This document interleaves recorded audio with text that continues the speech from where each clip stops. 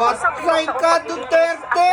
Pinawalang sala na si Buwak dating ang Senadora ano Naila mo. de Lima sa huling natitira sa kanyang 3 drug case. Pag Ito'y pinalaya ang matapos isang pagbigyan ng akusado Muntinlupa ng walang Regional sala, Court animal ka, Branch ibig 206, sabihin ang walang demurrer to katotohanan evidence na inihain ni de ang Lima. mga With the ikinaso grant of sa our kanya. demurrer to evidence, which is Putang ina tantamount to ka, yari acquittal, ka ngayon. that means I am Sila now completely free Agire, and vindicated. sila Roque, ay It's yari very kayo.